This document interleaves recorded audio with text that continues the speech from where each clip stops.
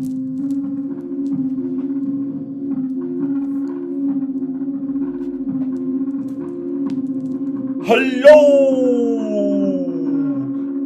and welcome to the Chinksey Sports Presents, the Premier League show, powered by chinkseyMEDIA.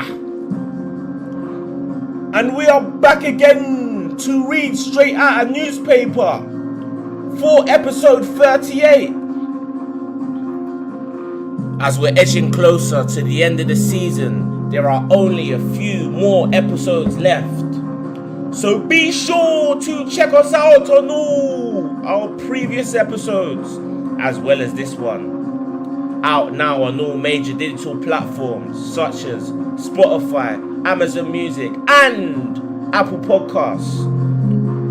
So, without any further ado, we go straight into the first match of the last game week, which was in the match between Liverpool, or should I say West Ham United and Liverpool, which was about 9 days ago, because we're delayed, but we're here. That's the main thing. In a game overshadowed by an off-field spat between Mohamed Salah and Jurgen Klopp, Liverpool saw their title hopes completely disintegrate after they succumbed to a 2-2 draw at West Ham. David Moyes' Hammer side took the lead after Jarrod Bowen headed in a Mohamed Kudus cross following a well-worked short corner routine. "What paper are you reading from?" they ask. With the Reds trailing 1-0 at half-time and staring a second consecutive away defeat in a space of 3 days in the face, Liverpool equalised after the most unlikeliest of goal scorers, Scotland captain Andrew Robertson, dispatching a Luis Diaz cutback with consummate ease. The manner of Liverpool's second goal, though, was comical to say the least. A Trent Alexander-Arnold shot culminated in a triple deflection off Angelo Ogbonna, Thomas Souček and Alphonse Areola before it ended up as an own goal by the latter. Liverpool's lead only lasted a mere 12 minutes though, after England Euro 24 hopeful Jarrod Bowen dug out a cross from the right wing for Mikel Antonio to head home an equaliser, which all but ended Jurgen Klopp's side's title charge. Okay, the next fixture was in the game between Wolverhampton Wanderers and Luton Town. Ended 2-1 to the home side, of course, Wolves. They took the lead after Hee Chan Hwang twisted and turned Tedeng Menga inside out before slotting beyond Thomas Kaminski in the Luton goal. "What paper are you reading from?" they ask. In the 50th minute, any hopes of a Luton comeback were dashed away by Portugal international Totti Gomes, born in Guinea-Bissau. The defender's delightful diving header from a Mario Lemina cross left Kaminski stricken once again as his side faced a fifth straight defeat on the road. A late Carlton Morris consolation wasn't enough to rescue any points for Rob Edwards' side, as the big number 9 bagged his 10th Premier League goal of the season, which saw me get my first correct score of the weekend. So my prediction was 2-1 to Wolves, and I got that one correct. The next fixture was between Fulham and Crystal Palace. After both sides played out a stalemate in a competitive first half encounter, Fulham took the lead in the 52nd minute against an informed Crystal Palace side when Rodrigo Muniz powered in a bullet header from close range following a cross from Timothy Castagne. A bread and butter finish for the Brazilian, who had seen his reputation grow remarkably this season and has now bagged 9 Premier League goals. The scores remained 1-0 to the home side right up until the 87th minute, up until second half substitute Jeffrey Schlupp, whose humdinger of a strike from outside the box left Bernd Leno helpless in the Fulham goal. a wonderful strike which sealed the share of the spoils for Crystal Palace and extended their unbeaten run to 4 games. What paper are you reading from? They ask. Newcastle United against Sheffield United ended in an emphatic 5-1 victory for the Geordies. Newcastle United condemned Chris Wilder's Sheffield United side to relegation after scoring their 13th goal in 2 matches against the Yorkshire side. Sheffield United remarkably took a 5th-minute lead after Bosnian centre-half Anel Ahmedhodzic headed in a driven cross from Gus Hamer, with Sheffield United going into this match having conceded a whopping 92 Premier League goals. It was of no surprise when Alexander Ishak's clinical strike from a semi-acute angle found its way beyond Wes Foderingham in a Sheffield United goal, as both sides went into the break level with the scores at 1-1. Newcastle were made to wait until the 54th minute to score the inevitable 3rd goal of the game as Bruno Guimaraes headed in an Anthony Gordon free kick to make it 2-1. Punishing profligacy in front of goal from the Blades as Andre Brooks, Ben Brereton Diaz and Cameron Archer all missed good opportunities for the away side. Another goal from the electric Ishak, this time from the penalty spot, rubber-stamped the relegation of the team who have inhibited themselves all season and have been inhabitants of 20th position all season. Further goals from Ben Osborne, an own goal of course, and Callum Wilson, who scored on his return after a lengthy injury layoff, put the Blades to the sword as they succumb to their 4th straight defeat, conceding 15 goals in the process. So that victory for Newcastle kept them in the hunt for the top 6 position and also sent Sheffield United back down to the Championship, where they will be playing next season.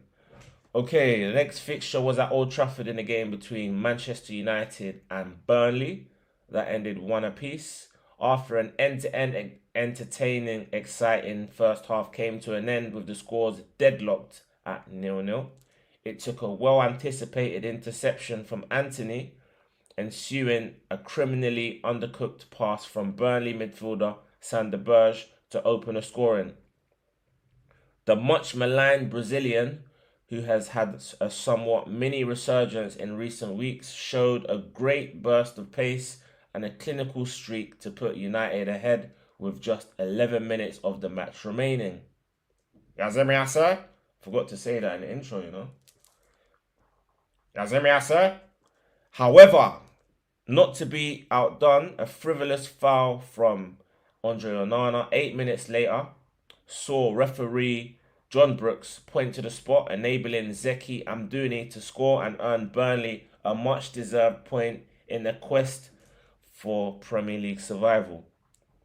The result, which would be seen as 2 points dropped for Manchester United, means that Ten Hag's side have now won just a solitary match out of their last 6 Premier League matches, which has seen them plummet from having a quest for top 4 to fighting for a European position on the whole. What paper are you reading from? They ask. Right, the next fixture was the game between Everton and Brentford. I believe that was a 5:30 kickoff. My second correct score of that game week ended 1-0 to Everton. Everton secured both their 4th clean sheet and 4th win in their last 5 games respectively, with a respectable but hard-fought 1-0 scrappy win over Brentford. It took a rasping drive into the top corner on the hour mark from Idrissa Gana Gueye to separate the two sides at Goodison Park. That shot was remarkably not only their first, but their only shot on target throughout what was predictably a competitive match. The win mathematically guarantees Everton's Premier League status and was my second correct score of the weekend. Right, so the 8 o'clock kickoff on the Saturday was a tasty affair between Aston Villa and Chelsea, which ended 2-2. If there ever was a Premier League football match which epitomises and encapsulates the cliche a game of two halves, it was this one here. After Aston Villa raced into a 2-goal lead at halftime via a Mark Cucurella own goal and a Morgan Rogers strike, Villa had to endure a relentless onslaught which saw them eventually crumble in the second half, especially after Noni Madueke's goal to half the deficit in the 62nd minute. Once that goal went in, it was only a matter of time before the equaliser would arrive. And it did, but not until the 81st minute when Chelsea captain, or standing captain, Conor Gallagher called a delicious left-footed strike past Villa stopper Robin Olsen, who had replaced the injured Emi Martinez at half-time. With the scores at 2-2 and Villa hanging on by the skin of their teeth, Chelsea were denied a last-gasp winner from Axel Disasi after Benoit Badiashile was adjudged to have fouled Diego Carlos in the lead-up to the goal. The result sees Villa increase their lead over fifth-placed Tottenham to 7 points as they close in on securing Champions League football for next season. So that game ended 2-2. My prediction was 2-0 to Chelsea, and it looked like I was on track for a third correct score. However, a Chelsea comeback ensured that I was incorrect. Okay, so I believe we are into the Sunday's fixtures, of which we had 3, starting at the Vitality Stadium between Bournemouth and Brighton. That ended 3-0 to Bournemouth. In the first of Sunday's 3 fixtures, it was a mid-table mid-off between the 2 remaining coastal towns of the Premier League. Bournemouth, who have had a wonderful first season under Spaniard Andoni Iraola, formerly of Rayo Vallecano, took the lead after their Argentine centre-back Marco Senesi headed in after a mini pinball session occurred following a corner kick.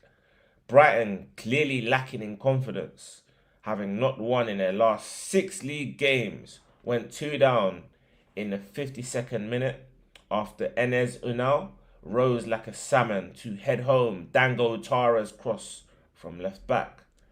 Justin Cliver, who seems to have found a home at Bournemouth after stints at the likes of Roma, Ajax and Valencia, killed off any Brighton hopes of a comeback with Bournemouth's third and final goal of the game to cap off and put the cherry on the top of what was an outstanding performance. Okay, in the second game of that Sunday, we had Tottenham Hotspur take on Arsenal in a North London grudge match.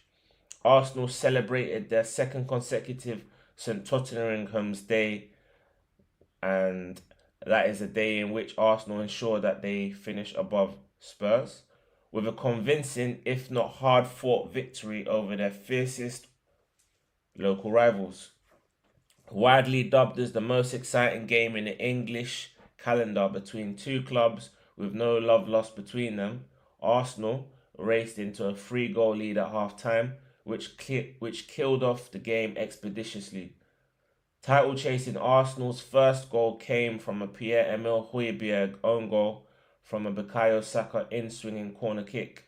Their second goal came about after a Spurs attack broke down and the high line was punished in emphatic fashion by Bukayo Saka once Kai Havertz, who dons the cover art of this video, found him.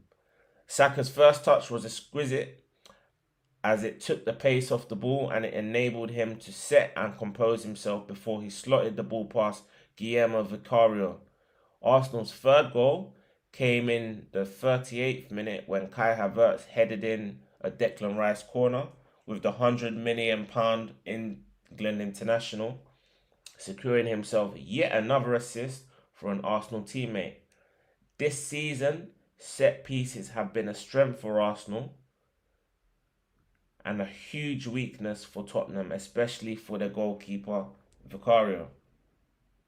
In the second half, Tottenham's World Cup winning Argentine or Argentina international, Christian Romero profited after Arsenal keeper David Raya was caught out after trying to play an audacious through ball through the eye of a needle. Romero did not need to be asked twice. What paper are you reading from? They ask. A later penalty from Spurs captain Heung-min Son, who had been largely subdued by the Arsenal dominant duo of William Saliba and Gabriel Magalhaes, made the scores 3-2, but Arsenal held out for the remaining 10 minutes or so to secure a crucial win, which kept them in the hunt for the title. And on the subject of the title, Nottingham Forest took on Manchester City, which in a game which ended 2-0 to the Citizens, with Manchester City well aware of Arsenal's result, as well as the task on hand for them. They knew that they had to beat a Nottingham Forest side who were buoyed by the fact that Luton had lost earlier on in the weekend. They were made to wait up until the 32nd minute when Josko Vardio headed in a precise Kevin De Bruyne corner to open the scorings in the game. Nothing more or nothing less than what you'd expect from the Belgian legend. With Forest creating but missing numerous gilt-edged chances against the Man City side who were clearly nowhere near their scintillating best, Erling Haaland, brought on for his bestie Jack Grealish just after the hour mark, was fed by Kevin De Bruyne as he bared down on goal. The outcome was inevitable. 2-0, game, set and match, with City now needing 4 wins to secure a record 4th consecutive Premier League title and win their 6th Premier League title in the last 7 years, which would be a remarkable feat. So that was the end of game week's fixtures. I wouldn't say last game week's fixtures because that was last weekend.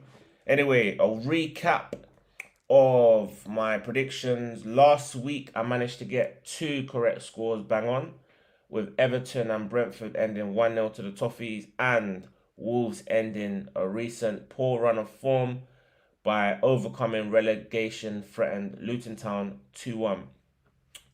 So I got 7 out of 10 correct scores, which I'm pretty happy with. The wrong ones being Aston Villa drawing 2-2 with Chelsea, despite being 2 up when I thought it would end 2-0 to Villa, like I mentioned earlier. Manchester United being held 1-1 by Vincent Kompany's rejuvenated Burnley side when I predicted a 2-1 win, as well as Liverpool being held to a 2-2 draw with West Ham United when I thought it would be 3-1 to Jurgen Klopp's side. So we had another full fixture list this week, like we did last week. So the show's format will be back to normal on Friday when we come back.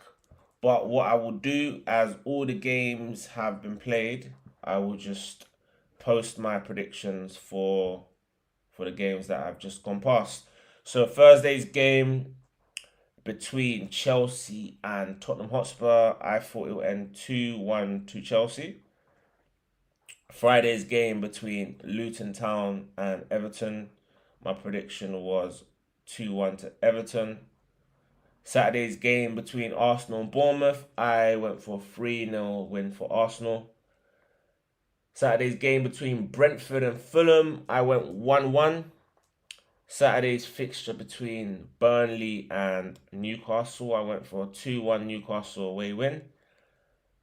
Saturday's game between Sheffield United and Nottingham Forest, I went for a 3-1 win to Nottingham Forest.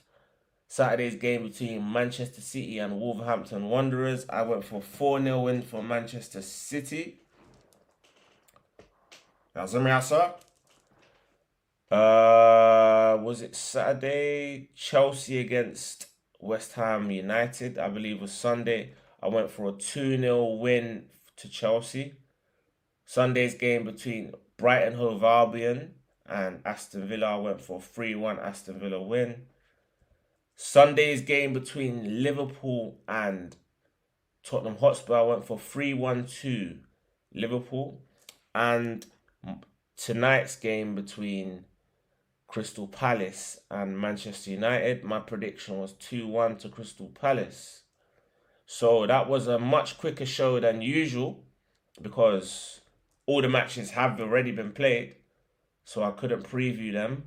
But I should be back on Friday evening for episode 39. But in the meantime, you know what to do. Don't forget to like, comment, share, and subscribe. I'll be back again to read straight out of the newspaper next weekend. Bow!